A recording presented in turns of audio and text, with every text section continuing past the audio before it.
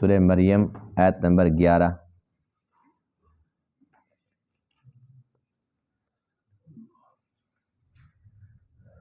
اعوذ باللہ من الشیطان الرجیم، بسم اللہ الرحمن الرحیم۔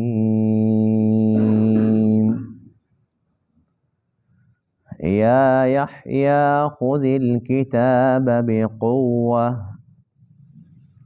وآتیناہ الحکم صبیا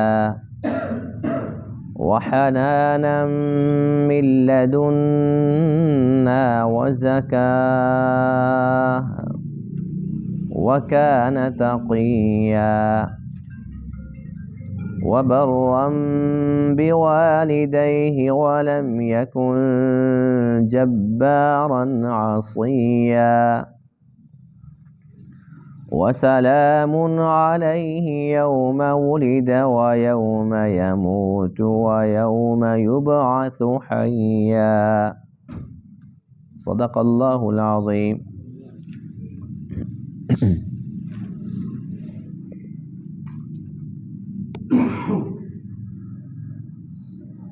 آج کے درس میں آیت کریمہ میں حضرت زکریا علیہ نبینا علیہ السلام کی دعا کے ثمر حضرت یحییٰ علیہ السلام کا تذکرہ ہے، جنہیں اللہ تعالیٰ نے بہت ہی زیادہ خوبیوں سے نوازا تھا۔ بے شمار خوبیوں میں سے ایک یہ بھی تھی کہ آپ کو اللہ تعالیٰ نے بچپن کے اندر نبوت عطا فرما دی،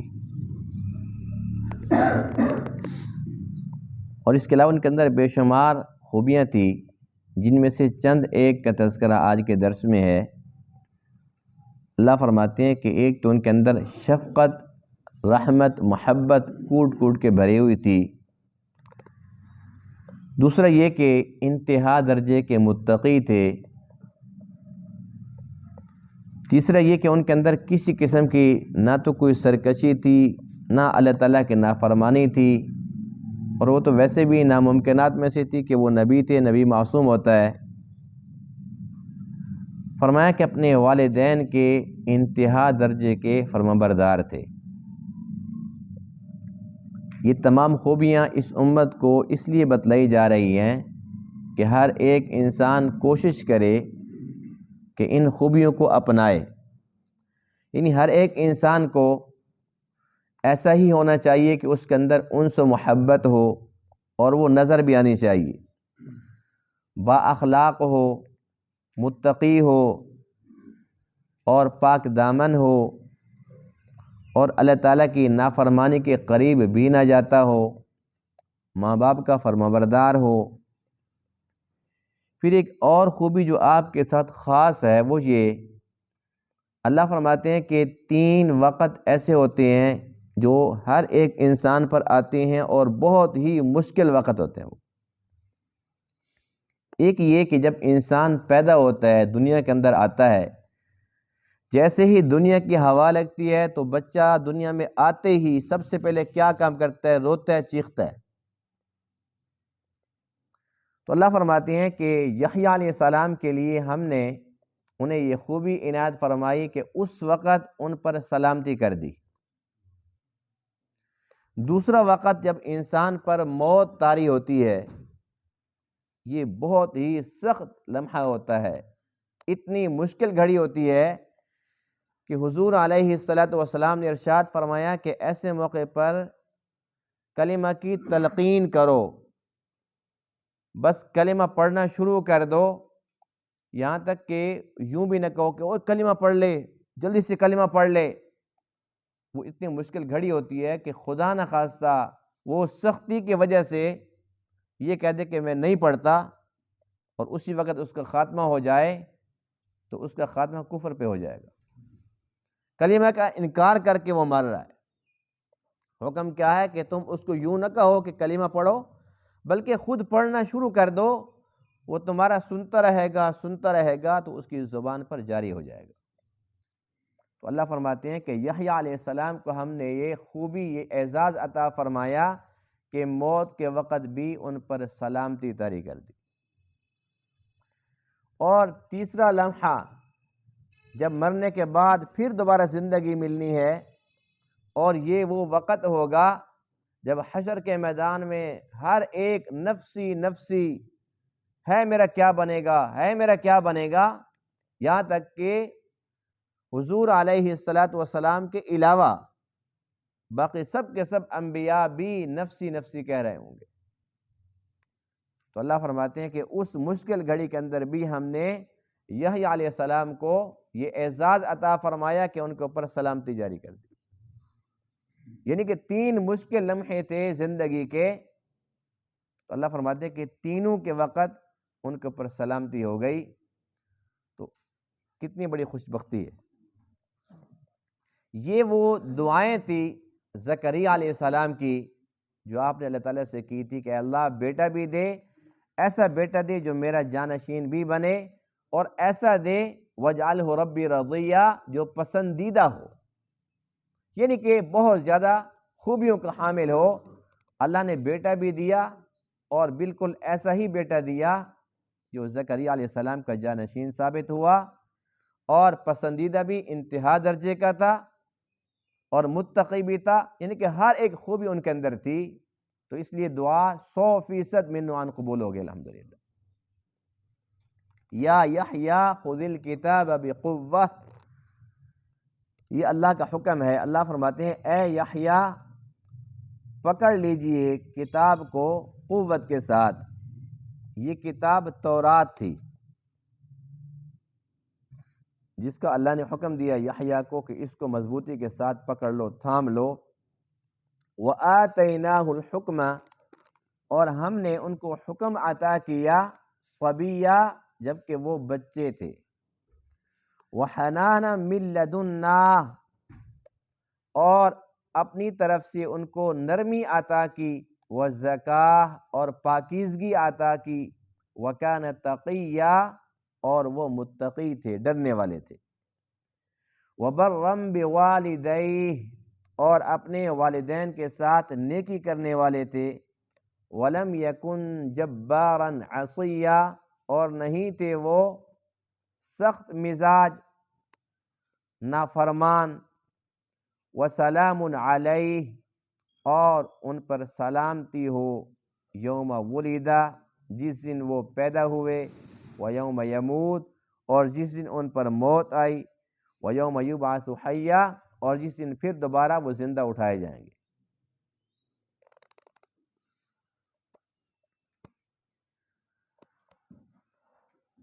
یحییٰ علیہ السلام کی جو خوبیاں آج کے درس میں ہیں، ایک خوبی پر بھی بات کریں تو درس کا وقت مکمل ہو جائے گا، جو ہمارا آدھے گھنٹے کا تقریباً دورانیہ ہوتا ہے، تو اس لیے ہر ایک خوبی پر تھوڑی تھوڑی بات کریں گے انشاءاللہ۔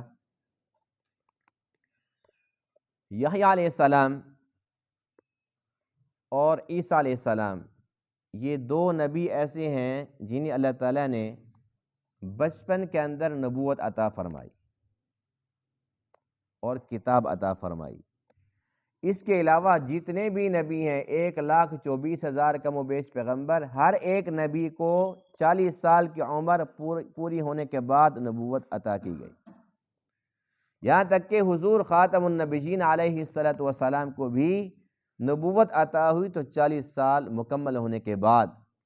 تو یہ 2 نبی ایسے ہیں، یہ ان کے لیے ایک الگ سے اعزاز ہے، ایک منفرد شان ہے دونوں کی، کہ دونوں بچے تھے اور بچپن کے اندر اللہ نے ان کو کتاب بھی عطا فرما دی اور نبوت بھی عطا فرما دی۔ اور یحییٰ علیہ السلام کے بارے میں اللہ فرماتے ہیں خذ الکتاب بقوہ، ہم نے انہیں حکم دیا کہ مضبوطی کے ساتھ کتاب کو پکڑ لو۔ زکریا علیہ السلام کا جو زمانہ ہے وہ موسیٰ علیہ السلام اور عیسیٰ علیہ السلام کے درمیانے عرصے کے اندر ہے، تو اس لیے جب ان کا دور تھا تو عیسیٰ علیہ السلام سے پہلے تورات ہی چل رہی تھی، اسی وجہ سے ان کو جو حکم دیا گیا جس کتاب پر عمل کرنے کا، تبلیغ کا، وہ وہی تورات ہی تھی۔ بچے تھے اور بچپن کے اندر اللہ نے ان کو تورات کا علم عطا فرما دیا، تورات انہوں نے یاد کر لی، اس کے مطابق لوگوں کو تبلیغ کرنے لگے، اور اس کی وجہ وہی دعا تھی کہ زکریا علیہ السلام کی چونکہ عمر اس وقت 120 سال تھی جب آپ نے یہ دعا کی تھی، تب یہ پیدا ہوئے، تو ظاہر کہ وہ تو بوڑھے تھے، ضعیف العمر تھے، اور وہ یہی چاہتے تھے کہ میرا کوئی جانشین ہو، یعنی کہ میرا علمی جانشین ہو، یہ جو اللہ کی طرف سے مجھے پیغام ملا، جو مجھے ایک بہترین قسم کا دین نصیب ہوا، اس کی آگے ترویج ہو، تبلیغ ہو، مجھے کوئی جانشین چاہیے۔ تو یہ چونکہ بچے تھے لیکن وہ دعا کا ثمر تھے، تو آپ نے آتے ہی اپنا کام شروع کر دیا۔ تو زکریا علیہ السلام کی آنکھیں ٹھنڈی ہو گئی کہ ہاں میرا بچہ ہے تو چھوٹا سا، لیکن جو میں چاہتا تھا کہ میرا مشن یہ آگے چلے، میرا مشن بڑھے، تو اللہ کے فضل و کرم سے میرے بیٹے نے میرا مشن سنبھال لیا اور اچھے طریقے سے چلا رہا ہے۔ اب دیکھیے کہ بچپن کے اندر یحییٰ علیہ السلام کو کتاب کا، تورات کا علم عطا ہوتا ہے، تو یہ بہت خوشی اور اعزاز کی بات ہے، لیکن اس امت پر اللہ تعالیٰ کی نوازشات کتنی زیادہ ہیں کہ یہاں پر اس وقت ایک اندازے کے مطابق پوری دنیا کے اندر 1 کروڑ حافظ قرآن ہے، اور یہ اعزاز صرف اور صرف قرآن مقدس کے لیے ہے۔ اتنی بڑی تعداد کسی بھی کتاب کے حافظوں کی نہیں رہی، اور قرآن سب سے بڑی کتاب ہے پہلی کتابوں کی بنسبت، لیکن اس کے جو حفاظ ہیں 1 کروڑ ہو چکے ہیں الحمدللہ، اور سلسلہ جاری و ساری ہے۔ اللہ تعالیٰ کے فضل و کرم سے سلسلہ چلتا رہے گا اور بڑھتا رہے گا، تو قیامت تک کتنے کروڑ یا شاید کتنے ارب لوگ قرآن کے حافظ بن جائے۔ اور اس کے اندر عمر کی کوئی قید نہیں ہے کہ 50 سال کی عمر کے اندر اس کو شوق ہو جائے تو اللہ فرماتے ہیں آ جاؤ، اور کم سے کم عمر کے، یعنی کہ 7 سال کے بچے بھی ایسے ہیں، 7 سال کی کیا عمر ہوتی ہے، لیکن پورے کے پورے قرآن کے حافظ ہیں، یہاں سے دل کرو قرآن سن لو ان سے۔ تو اللہ تعالیٰ کا جو فضل اس امت پر ہے، اس سے پہلے کسی امت پر نہیں رہا، کہ چھوٹے چھوٹے بچے ہیں، تو یہ ہمارے لیے بہت بڑے اعزاز اور بڑے فخر کی بات ہے الحمدللہ کہ ہر گلی کے اندر، ہر محلے کے اندر ایسے لوگ موجود ہیں، چھوٹے ہیں، بڑے ہیں، قرآن کے حافظ ہیں الحمدللہ۔ تو اللہ تعالیٰ جو ہے نا اپنے کلام کے لیے اپنے مخصوص بندوں کو چنتا ہے، یہ ہر بندے کی بس کی بات نہیں ہے۔ اللہ تعالیٰ جس کو توفیق دے دے اسے اللہ کا شکر بجا لانا چاہیے، اور جس کو ہم دیکھیں کہ اس کے سینے میں قرآن ہے تو ہم اس کی بھی قدر کریں کہ اللہ تعالیٰ کو یہ پسند ہے۔ اللہ کو پسند نہ ہوتا، اللہ تعالیٰ اس کے سینے کو اپنے کلام کے لیے منتخب نہ فرماتا۔ بہرحال یحییٰ علیہ السلام کو کیا حکم ہوتا ہے کہ کتاب کو مضبوطی کے ساتھ پکڑ لیجئے۔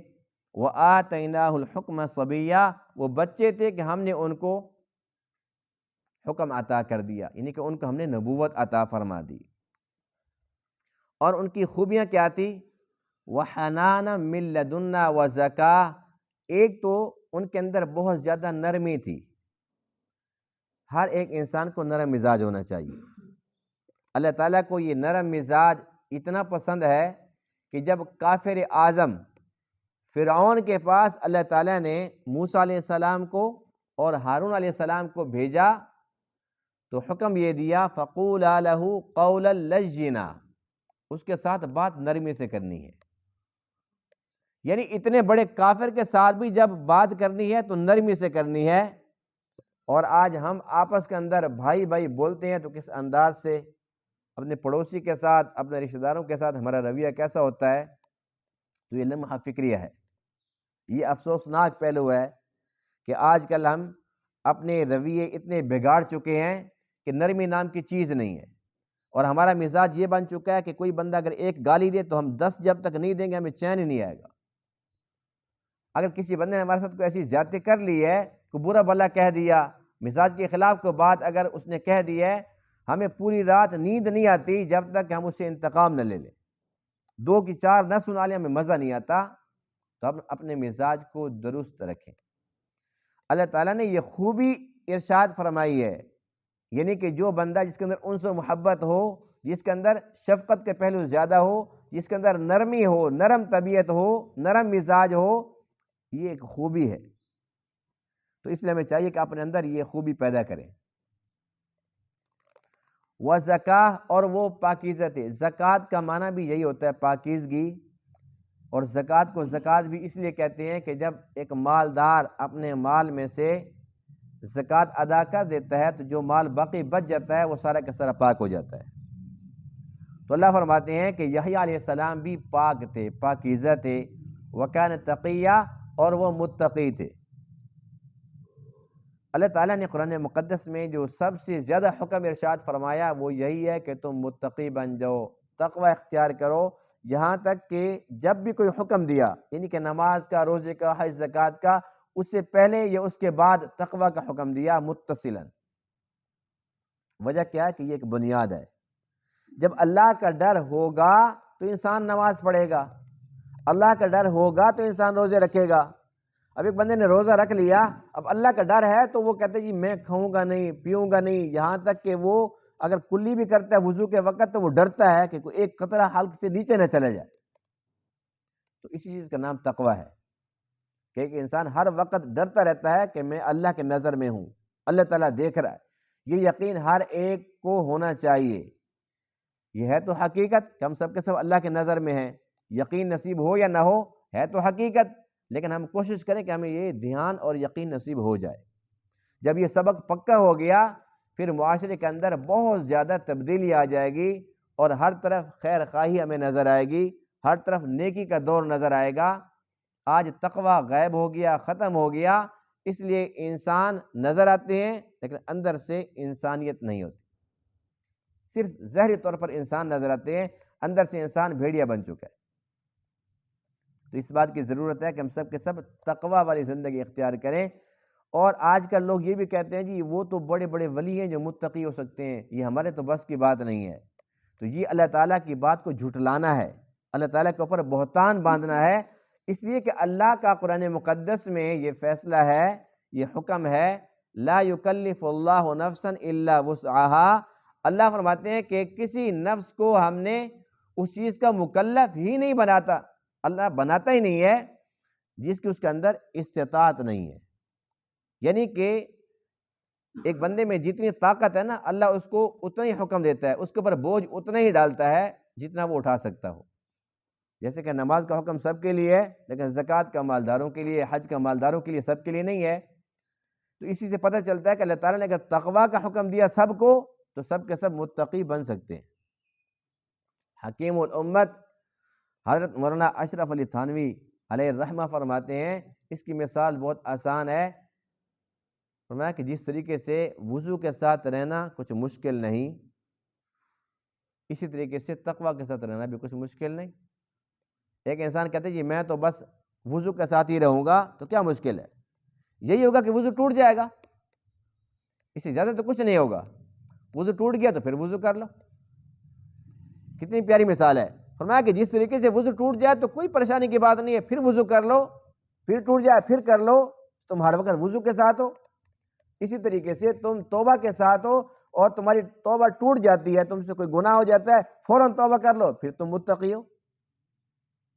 تو یہ کام بہت ہی آسان ہے جس کو ہم نے بہت مشکل سمجھا ہوا ہے۔ شیطان کہتے ہیں کہ تمہارے بس کی بات نہیں ہے، تو ہم عزم کریں کہ شیطان کی بات کو رد کریں گے اور اللہ کی بات کو مانیں گے۔ وَبَرًّا بِوَالِدَيْهِ، والدین کے ساتھ نیکی کرنے والے تھے یحییٰ علیہ السلام۔ یہ ہر ایک انسان پر اللہ کی طرف سے واجب حکم ہے، لازمی حکم ہے۔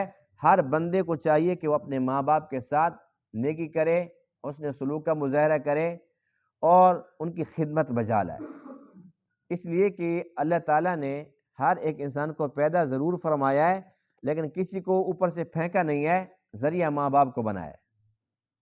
اور ماں باپ سے زیادہ خیر خواہ اس دنیا کے اندر اور کوئی ہو ہی نہیں سکتا۔ ماں باپ ہمیشہ اپنے بچوں کو ہی کھلاتے ہیں، پلاتے ہیں، پہناتے ہیں، وہ اپنے آپ کو پس سے پش ڈال دیتے ہیں۔ کوئی چیز کھانے کی ہے، اب ان کے ہاتھ لگ گئی ہے تو ماں باپ کی کوشش یہ ہوتی ہے اور خواہش یہ ہوتی ہے کہ یہ میرا بیٹا کھا لے، یہ میری بیٹی کھا لے، میرا بچہ کھا لے، یعنی کہ وہ یہ چاہتے ہیں کہ بس یہ میرے بچے کھا لیں، میری خیر ہے۔ اور ماں باپ ہی وہ عظیم ہستی ہیں کہ جو اپنی اولاد کو اپنے سے بھی بہت زیادہ ترقی یافتہ دیکھنا چاہتے ہیں۔ ایک استاد ہوتا ہے نا، وہ کوئی نہ کوئی گر اپنے پاس رکھ لیتا ہے، کہتے پتہ تو چلا نا کہ میں استاد ہوں، ایسا نہ ہو کہ سارے کے سارے گر دے دوں، کل کو پھر میرا استاد مجھ سے میرا شاگرد میرے آگے اکڑ کے کھڑا ہو جائے کہ میں جانتا ہوں سارے کے سارے گر تو میرے پاس آئے گئے ہیں۔ لیکن استاد بھی کوئی نہ کوئی گر رکھ سکتا ہے، لیکن باپ کہتا ہے کہ نہیں، باپ کہتے ہیں کہ اگر میں شیر ہوں تو میرا بیٹا سوا شیر ہو، اگر میرے پاس بے شک لاکھ نہیں تھے میرے بیٹے کے پاس ہونا چاہیے، میرے پاس اگر کروڑوں روپے نہیں تھے بیٹے کے پاس ہونا چاہیے، اگر میرے پاس یہ فن نہیں تھا میرے بیٹے کے پاس ہونا چاہیے۔ ماں باپ یہ ہستی ہیں، یعنی کہ اپنی زندگی کو وہ نہیں دیکھتے، وہ کہتے ہیں جی بس ہم جتنے بھی تنگ ہوں، جتنے بھی مشکلات کا شکار ہوں، لیکن ہمارے جو بچے ہیں یہ خوشحال ہو۔ تو ان کی جو حقوق ہیں کسی انسان کے بس کی بات نہیں ہے کہ وہ مکمل طور پر ادا کر سکے، ان کا حق ادا نہیں ہو سکتا، لیکن انسان کو کوشش تو کرنی چاہیے۔ آج کل اس پرفتن دور کے اندر ہم سب سے زیادہ اسی معاملے کے اندر غفلت کا شکار ہے، اور غفلت بھی انتہا درجے کی ہے۔ حقیقت یہ ہے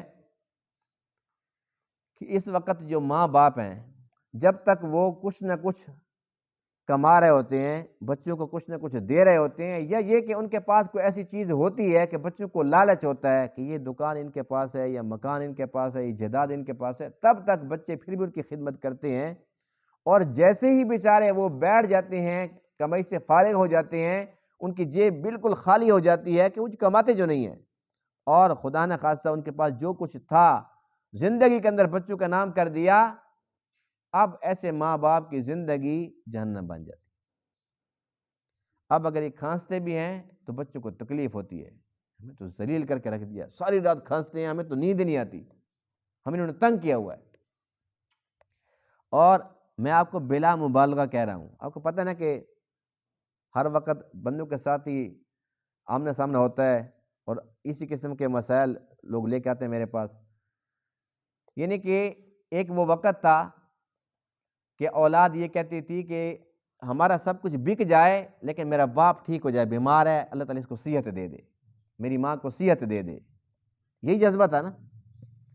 آج میں حقیقت کہہ رہا ہوں، یہ کوئی مبالغہ رہی نہیں ہے، بالکل 100% حقیقت ہے کہ اب لوگ آتے ہیں نا تو کہتے ہیں جی بس اب دعا کر اللہ کی مشکل آسان کر دے، یعنی کہ یہ بھی نہیں کہتے کہ یہ ٹھیک ہو جائیں، بس یہ دعا کرو اللہ ان کی مشکل آسان کر دے، بیمار ہیں بس ہم بھی پریشان ہیں وہ بھی پریشان ہیں، ان کی مشکل آسان ہو جائے، یعنی کہ موت کی دعا کرانے آتے ہیں۔ یہ قیامت سے پہلے قیامت ہے کہ نہیں ہے؟ اور جس طریقے سے یہ اولاد کر رہی ہے تو ان کی اولاد کے ساتھ کیا کرے گی؟ وہ تو یہ بھی انتظار نہیں کرے گی کہ دعائیں کریں ان کی مشکل آسان ہو، وہ ان کو گھر سے باہر پھینک دیں گے کہ مشکل خود ہی آسان کرو، تو جیسی کرنی ویسی بھرنی۔ اس لیے ہمیں چاہیے کہ ہم یہ گناہ تو کبھی بھی نہ کریں، یہ ان گناہوں میں سے ہے جس کی سزا اللہ تعالیٰ آخرت میں تو بہت بڑی دے گا، لیکن دنیا کے اندر بھی اللہ تعالیٰ سزا دیتے ہیں، ضرور دیتے ہیں۔ جس نے بھی ماں باپ کا دل دکھایا، یاد رکھیے انتہائی ذمہ داری کے ساتھ کہہ رہا ہوں، نہ اس کو دینی ترقی ملے گی نہ دنیاوی ترقی ملے گی، جتنا بھی کما لے کچھ بھی کر لے پوری نہیں پڑے گی۔ جب تک ماں باپ کی دعائیں شامل حال نہیں ہوں گی تب تک خیر و برکت نہیں ہوگی، اور نہ عزت ہوگی، نہ عزت ہوگی، نہ راحت، نہ دولت، سب کچھ تب ملے گا جب ماں باپ سے انسان دعائیں لے گا، اور یہ نہیں کہ جی بس دعا کرو، ایسے کام کرو کہ دل سے دعا نکلے۔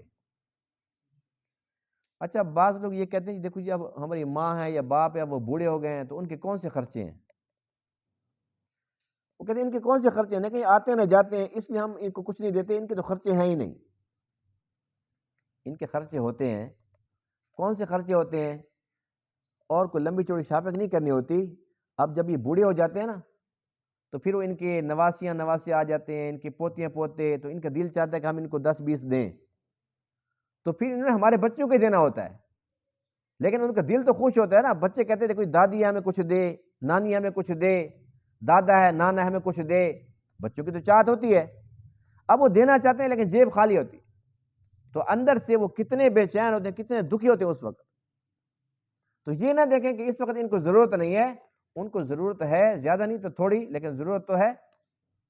بہت ساری خواہشات ایسی ہوتی ہیں چھوٹی چھوٹی ہوتی ہیں، لیکن بیچارے وہ ظاہر بھی نہیں کر پاتے۔ بچہ کیا کہے گا، جی تم بچے ہو، تم بچے جو ایسی ایسی چیزیں تم مانگتے ہو، وہ ڈر کے خاموش رہ جاتے۔ جو ماں باپ اتنی محنت کریں، جگر کا خون تک قربان کر دیں، جب ان کی باری ہے اولاد اس قسم کا رویہ اختیار کرے تو پھر اس وقت ان کے دل پہ کتنی تکلیف پہنچتی ہے، کتنا ان کو دکھ ہوتا ہے۔ تو اس دور میں جس میں وہ جی رہے ہوتے ہیں، کیا ممکن ہے کہ وہ دعا کریں ایسے اولاد کے لیے؟ اور آج کل لوگ بڑے مطمئن ہوتے ہیں، یعنی اتنے ڈھیٹ لوگ ہو چکے ہیں کہ ماں باپ کی خدمت بھی نہیں کی، اور جب وہ مر جائے الحمدللہ جی میں نے بڑی خدمت کی ہے، میں نے حق ادا کر دیا، میں نے نا کوئی کسر نہیں چھوڑی۔ وہ رو رو کے مر گئے اور پیچھے سے بھی ڈرامہ بازیاں کر رہے ہیں، اور پھر انسان بعد میں قبر پہ جائے اور جا کر وہاں روئے، اس رونے کا فائدہ ہے؟ جب وہ زندہ تھے تب کہتے تھے یہ کب مریں گے، اب مر گئے تب تو رو رہے، تو رونے کا کیا فائدہ ہے؟ جس کے پاس یہ دولت ہے تو وہ غفلت میں پڑا ہوا ہے، جس کے پاس نہیں ہے یہ نعمت وہ کہتے کاش میری ماں ہوتی، کاش کہ میرا باپ ہوتا۔ تو جن کے پاس ہے، دونوں ہیں یا ایک ہے، تو انہیں چاہیے کہ وہ دل کھول کے ان کی خدمت کریں، ان کی دعائیں لیں۔ اللہ تعالیٰ نے یحییٰ علیہ السلام کی یہ خوبی ارشاد فرمائی، یعنی کہ اللہ تعالیٰ اس کو قرآن کے اندر خوبی بتا رہا ہے، اور اللہ تعالیٰ نے جہاں پر بھی اپنی بندگی کا حکم دیا اسی کے ساتھ ہی ماں باپ کے ساتھ نیکی کرنے کا، حسن سلوک کا حکم دیا، یعنی یہ سمجھا دیا کہ اوپر اللہ ہے، مجازی خدا تمہارے یہی ماں باپ ہے، میری عبادت کے بعد ان کی خدمت تمہاری عبادت ہے۔ اور جو اس کے اندر غفلت کا مظاہرہ کرتا ہے تو حدیث پاک میں ہے، یہ حدیث تو سب نے سن رکھی ہے نا کہ جنت ماں کے قدموں کے نیچے ہے، یہ سب کو یاد ہے، اور باپ کی ہوگی چھٹی۔ باپ کے بارے میں حدیث پاک میں ہے کہ اللہ کی رضا باپ کی رضا میں ہے، اور اللہ کی ناراضگی باپ کی ناراضگی میں ہے۔ آج کل یہ بھی دوہرا معیار ہے، منافقت ہے کہ کوئی بندہ اگر گاڑی لیتا ہے تو ماں کی دعا پیچھے لکھوا دیتا ہے، کوئی گھر بنایا تو ماں کی دعا، اس سے یہ تاثر ملتا ہے، یہ جملہ مجھے کم سے کم پسند نہیں ہے، وہ صرف ماں کا کیوں کہتے ہیں، ماں باپ لکھوا دے یا والدین لکھوا دے۔ کیا کوئی والد ایسا ہو سکتا ہے کہ ماں دعائیں کرتی ہے اور باپ بددعائیں کرتا ہو؟ تو ماں باپ دونوں مل کر جب خدمت کرتے ہیں، باپ کماتا ہے اور ماں گھر کے اندر رہ کر اس کے کام کرتی ہے، اس کو کھلاتی ہے، پلاتی ہے، اس کو پہناتی ہے، دونوں مل کر یہ گاڑی چلا رہے ہوتے ہیں، پھر یہ کہنا جی ماں کی دعا، اصل لفظ کیا ہونا چاہیے جی؟ والدین کی دعا یا ماں باپ کی دعا، یوں کہنا چاہیے۔ حدیث پاک میں ہے کہ والد راضی ہے تو اللہ راضی ہے، والد ناراض تو اللہ تعالیٰ ناراض۔ اور جو جنت ماں کے قدموں کے نیچے ہے، حدیث پاک میں کہ اس جنت کا دروازہ باپ ہے، جب دروازے بند ہو جائے، جنت سامنے آ بھی جائے تو جاؤ گے کہاں سے؟ اس لیے دونوں کا اپنا اپنا مقام ہے۔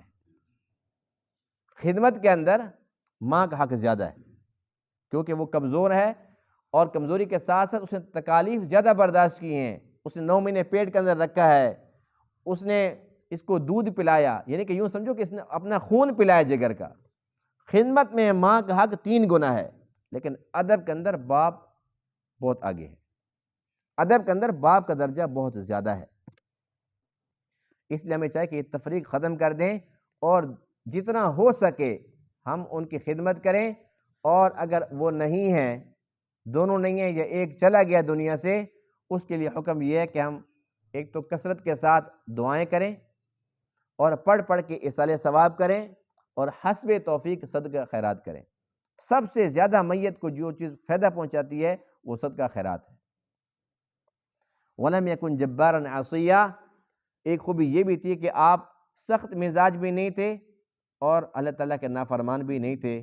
تو ہمیں چاہیے کہ اپنے مزاج کو نرم بنائیں، مزاج کی سختی ختم کریں۔